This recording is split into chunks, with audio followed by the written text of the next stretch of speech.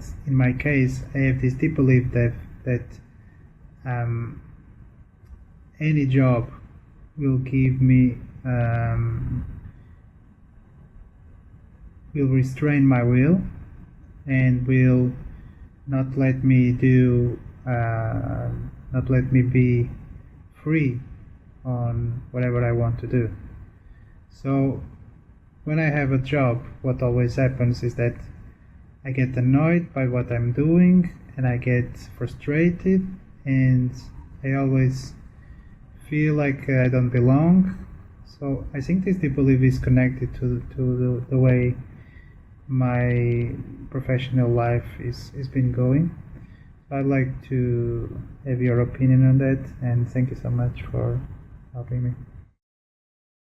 Many people on your planet don't think that what it is they're passionate about can actually be a living, a job. So we would suggest that you explore what it is that's different between what you're passionate about and the jobs that you take that you think you need because you have a belief that without those jobs you will not survive. Allow yourself to explore the possibility that what you're truly passionate about can actually support you, can actually be a career. You just have to allow your imagination more free rein and open up to that possibility, because many people on your planet do make a living by following their passion. For example, the channeling right before you. If the channel had not followed his passion, he would not be channeling us to you. And along with other things that are representative of his passion, it has always supported him in life in the way that he needs to be supported. Again, there are many definitions of abundance and support. Don't limit yourself to the idea of only one or two definitions.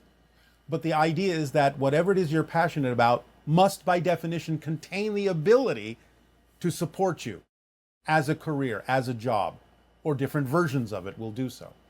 So open up your imagination and inspiration and be willing to explore the high probability and the high possibility that what it is at any given moment that you truly are passionate about is actually something that can sustain you in life. Good day. Hi, Bashar. Good day. I have a childhood experience I'd like to share with you.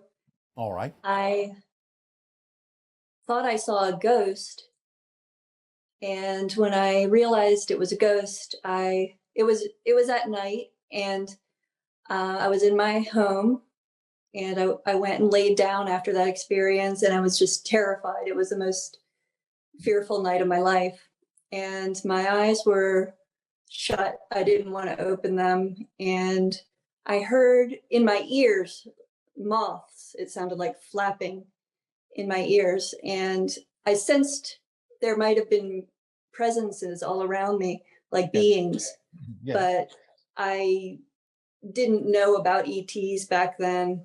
Well, and you also didn't understand about spirits and how there are presences around all the time, and that many children are still capable of sensing them and seeing them because they haven't learned not to yet. Mhm. Although because you were already infused with the idea that such experiences are to be treated with terror, that helps shut down those senses over time. Well, I was wondering if so that was that spirits around me, or was it a type of abduction? More the idea of the perception of spirit. Okay. Although you have to understand, as we have recently said, because our civilization and other civilizations, being in a higher frequency, operate very closely to the spirit realm, there may be overlaps there where the idea of the perception of certain interdimensional beings is perceived as spirit or may be labeled as extraterrestrial, and thus sort of clouding the issue because it's a little bit foggy as to exactly what they are, since we operate on a similar level. So it can be both. It can be spirit, it can be extra-dimensional beings that you would call extraterrestrial. It's just that, again, as a child, you may perceive all of these beings in a variety of ways and not necessarily be clear on exactly what you're perceiving because they operate so similarly. Okay. Do you have any comment on the sounds that I heard in my ear? And they were sensations too. of like a moth or flapping in there. Yes, we're not really allowed to go into this too deeply, but there are beings that exist interdimensionally in between what you would call normal realities that are perceived from time to time, sometimes referred to as Mothmen and so on and so forth. We cannot talk about this right now too much, but such beings, interdimensional beings, do exist, and they have a particular purpose that we will discuss at a later time. Okay. Also, when I was a child, I was so attracted to horror films and being scared, and I would create situations where I would be afraid, and Yes. I would want to go on all the scariest roller coasters. And I watched those kind of movies probably at what most people would say too young of an age, the horror movies. Yes. Well, this may be part and parcel what also allowed you to interpret your perception in that way, in that particular domain. Now, again, many people will do this to feel excitement and to understand that it's a cathartic experience that at the end of it allows you to come out feeling stronger and all right because nothing really happened to you. You're using the idea to strengthen yourself against the fear, but sometimes, again, these things can also impart the idea of having a fear reaction to things that you don't understand. Okay. Now, are there more ghosts in those areas of like old Civil War battle sites and cemeteries? There can be, Yeah. but again, remember, some of these things are, again, etched into the fabric of space and time because of the high degree of emotional experience that was had by the people at that time, especially in life and death situations. It will imprint itself upon the fabric of space and time, and thus it's not always a live thing going on when you perceive what might appear to be a ghost in those so-called recreations of the past. Hmm. Okay. Now, can some ghosts be kind of in disguise of another being? Or, it's not actually They like it can, is? but it's usually for the purpose of being some sort of a guide for the living, to allow the living to have something more familiar to relate to. Is that very common? Well, common is a relative term. I'm Mhm. not saying it happens a lot, but yes, as a technique, it's not uncommon. Okay. And who are usually the beings are usually guides then that kind of show up in the form of another more familiar For the being? most part, for the most part, unless it actually is literally someone that you know as part of your soul family or someone who has passed over. Well, they're busy doing their own things a lot, right? So they don't. That doesn't mean that they don't respond to you when you need a connection. Because again, remember, space and time for them are not the same as it is for you as an experience. If you truly call to them, they'll be there for you. They're not always hanging around, but they have the ability to instantaneously be with you if you truly contact them. Okay, that's great. Could other people contact my spirit and then I would be in contact with them It can without happen me? that way. Yeah, without Yes, me even consciously knowing it. yes. It Mhm. is possible. Yes, it depends upon the purpose for it, but yes. Because again, remember, you are all in spirit right now. And you don't have to be aware of every connection you have because it's simply not relevant for your physical experience. Okay.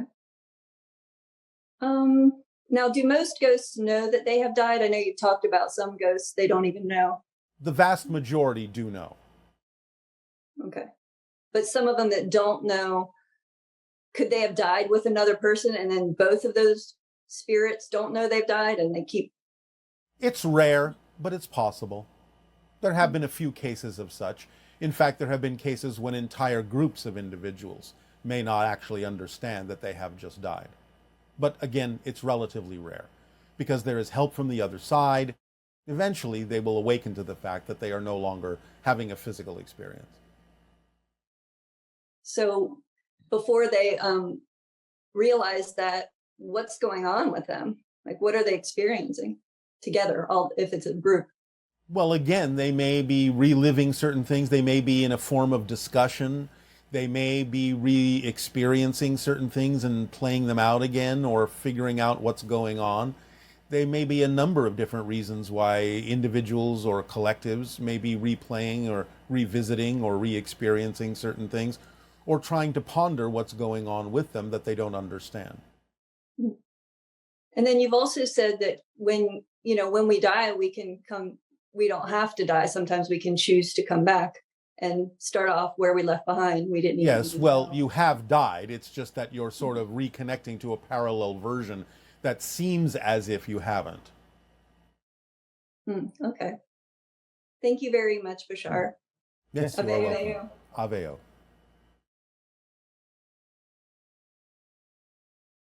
Good day, Bashar. My question for you is, what are the 5 questions that humanity should be asking right now? Thank you. Who am I truly? How can I express who I am fully? How can I be of service in being who I am to all others? Those are the top 3. And that will suffice. Hello, Bashar. Hello, good day. I have a couple of questions about the planetary grid system. Yes. In February 2022, over 1,000 people meditated in the Great Pyramid over several days. Our purpose was to realign the planetary grid for future generations. Each of us represented one of the nodes of the planet, either the physical, mental, or spiritual aspect. Can you please tell me the result of that? Not so much necessarily the idea of alignment, because it's already in alignment with itself, but the idea of amplification, magnification of the energy lines of the grid so that it can be more easily perceived by those who are sensitive enough to do so. Does that make sense? Yes. So they're not out of alignment. It's just No, a different. they're not out of alignment. Humanity is out of alignment. I see. So it's about bringing humanity back into alignment with the grid by amplifying and magnifying the energy of the grid to make it more perceivable so that in perceiving it, people can bring themselves back into alignment with it. Okay. Now, I'm aware of the crystalline grid, but can you tell us about the other grid systems of the planet, both above and below the surface? Well, again, there is always a spiritual grid that the physical grid takes its cue from the template level, non-physical reality to the physical reality. The idea of the crystalline structure of the Earth in general and the crystalline grid is again that which allows a certain kind of reality to be experienced, a certain pattern, a crystalline pattern that locks in a certain frequency, a certain vibration that sometimes is perceived by many as what you call the Schumann resonance of about 7.85 cycles per second. This allows you to connect strongly with the idea of being a physical being, being a natural being on Earth in physical reality. But it also, shall we say, penetrates into multiple dimensions simultaneously, including parallel realities, especially the ones that might be more relevant for the experiences you are having. So it makes it easier for you to cross-connect through one grid to another to the different parallel realities that might be relevant for your life theme in your exploration. Does that make sense? Do you understand what we're saying? Yes, absolutely. All right. So is there a grid that holds our past life memories or all the memories of the planet as well?